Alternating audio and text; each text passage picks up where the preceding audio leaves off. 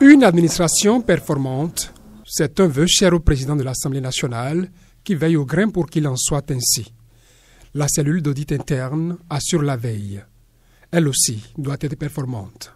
Ici, à Grand Popo, elle réunit non seulement son personnel, mais aussi d'autres cadres de l'administration parlementaire pour un séminaire. Sur son rôle, Célestin Rossou, le directeur, rappelle. La question essentielle que doit se poser tout responsable d'organisation est alors de savoir si l'organisation fonctionne conformément aux principes d'économie, d'efficience et d'efficacité.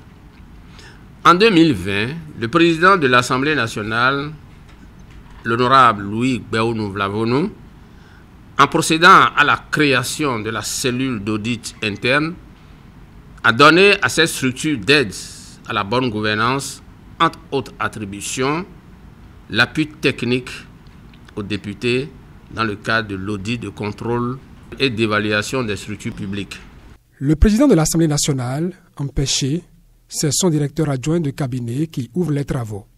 Dans son rôle d'évaluation des politiques publiques, une direction comme la cellule d'audit interne est un soutien au travail parlementaire, selon Moukaram Balarou. À la fin de chaque exercice budgétaire, dans le cadre de l'examen de la loi de règlement, l'Assemblée nationale évalue la performance de chaque entité dans l'exécution de ses programmes à travers les rapports de performance élaborés par la Cour des comptes qui procèdent en amont à l'audit de performance des entités.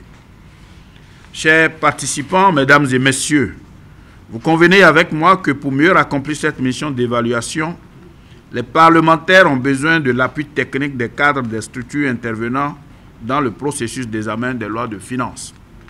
À terme, plusieurs capacités sont attendues des participants.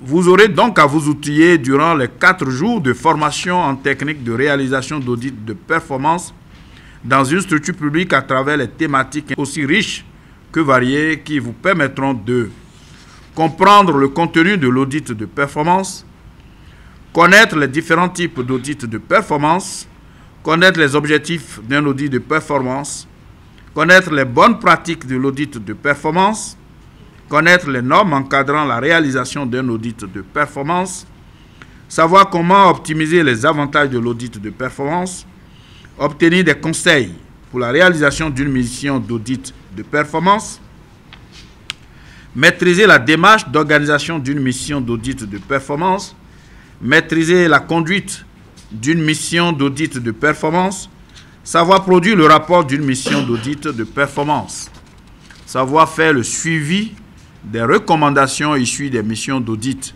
Les travaux durent 4 jours.